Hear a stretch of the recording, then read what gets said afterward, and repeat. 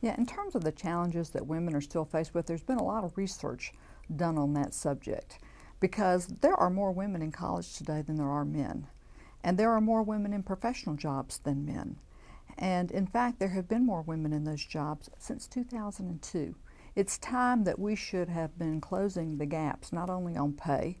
Women today are only earning 77 cents for every dollar that men earn for doing the very same work. And I would argue that that gap's even bigger if you had all companies that were participating in some of these surveys instead of some of just the largest companies. And women begin to drop out of the workforce and drop out of participation rates once you get to middle management and certainly as you climb on higher up the ladder. And we're not making any progress.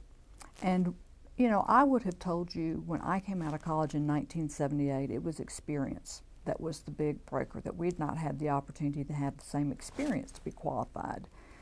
But as I said, since 2002, there have been more women than men in the professional jobs, and we should be closing that gap greater than we are.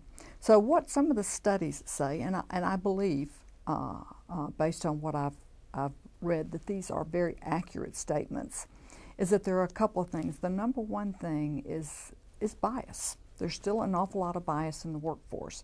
And I don't think that men, and some of the bias happens by women themselves, is intentional. It's very much unintentional and because people are unaware. But they hold women to a very different standard than what men are held to. And I've been all across the country this past year, talked to hundreds of women, and they are all continuing to experience this even today. And the data says that even when women try to go in and negotiate their salaries, they are looked down on versus a man going in and negotiating his salary.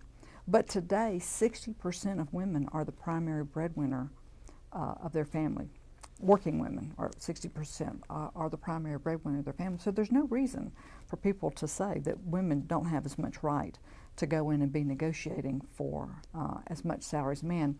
And our young women coming out of college last year, only 8% of women negotiated their salary, 57% of men did. But yet of those that negotiated, they got 8% more. So we are never going to close the pay gap if we don't do more to educate women about negotiating their salary and if we don't change this unintentional bias. One of the most powerful interviews I had for my book was with a woman named Dr. Roberta Bonder. Roberta was the first female astronaut in science in Canada, and she was also the first neuroscientist to go into space. And the story she shared with me was very powerful, I think, in demonstrating what happens to women over and over again in corporate America. Roberta said that, and she's 10 years older than I am, so this was really a long time ago when she was in medical school, that they had never had a female in the neuroscientist program. And when they would be doing the residency and washing up to go in and do surgery, that she would be in the room washing up with the nurses. And they would be having a great conversation about exercise classes or a knitting class. And meanwhile, her counterparts, her male peers, are washing up in the room with the senior surgeons. And the conversation is about, we're getting ready to go in and do surgery. Watch how I make this incision. Look at how I make the stitches. You know, on and on again. An awful lot of mentoring about the surgery. And she said, meanwhile, they are totally unaware that she is not privy to that information. So they go in and do the surgery, and she looks totally inept because she's not had benefit of this mentoring. Again, on the back end, they go in and wash up, same situation. They're debriefing on the surgery. And Roberta is not in the room, misses all of that mentoring. The weekends it continues. She said, you know, they would go to dinner with their spouses, and she said, a single man would be invited to come, but I would not. She said, because they would say, who's she going to talk to, the men or the women? And she said, that's kind of been the story of my career. And it was heartbreaking that she said the biggest obstacle she's had to overcome in her career was being a woman. But when she told that story, there were so many things that I could relate to about experiences that I'd had in the corporate world.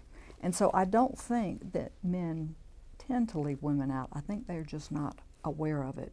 And my book has afforded me a lot of opportunity to get out and share some of these experiences. The first thing I tell men who come to me who say, I want to do more to empower my women, I want to help them be successful, the number one thing I tell them they need to do, I said, well, then you need to make sure you're giving them equal face time, because over and over again, unintentionally, women are being left out, and you need to make sure their voice is heard.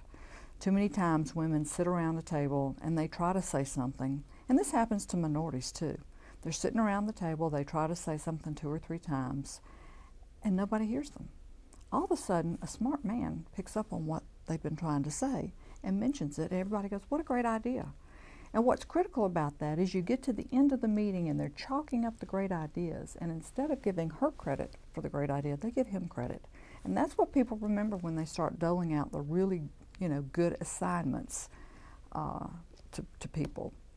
The other thing I think holds women back is there's still too many times a lack of senior leaders who are willing to provide sponsorship to females and to minorities, because they don't know them and they're not comfortable with them because they've been left out of some of these other opportunities where you get to know people a little bit better. And sponsorship is absolutely critical to somebody's success. Mentorship is important too, but mentorship and sponsorship are 2 very different things. Anybody can be your mentor.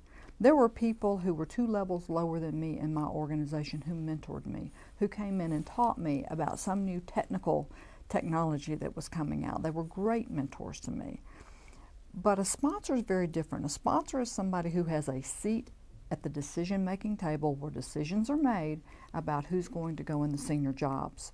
And if you don't have a sponsor who knows you and who's willing to speak out on your behalf, I don't care how smart you are, your name never even gets on the list to be considered. And then you're not going to get the job, even if your name's on the list, if you don't have a couple of people advocating for you, because all of the people making these decisions, they'll have their own person they want in that job. And when I was named the CIO, I was one of 5 candidates for the job that went before the selection committee. And there weren't people who necessarily didn't want me in the job, but they were advocating for their person. Had I not had some strong cheerleaders among that group, even if I was the most qualified person in the world, I would not have gotten that job. There are a lot of politics in the corporate world, and you got to be really smart about navigating that and finding a sponsor if you want to be successful. The other thing I think that is still hurting women is that there's a lack of feeling of inclusion. It can be very lonely when you're the only woman sitting around the table and you're the only woman there. And if you have a forward-thinking man that you can talk to and vent to about ideas, it can make all the difference in the world in how happy you might be in that particular role. Otherwise, it can be a pretty lonely place to be. And that's why, particularly in the technical fields, women leave at 2.5 times the rate of their male counterparts. The other thing that's a big factor is a lack of role models. Now, fortunately, that is changing. We are seeing some phenomenal women rise to the top, women that other women can model themselves after. But again, it's hard to be something that you've never seen.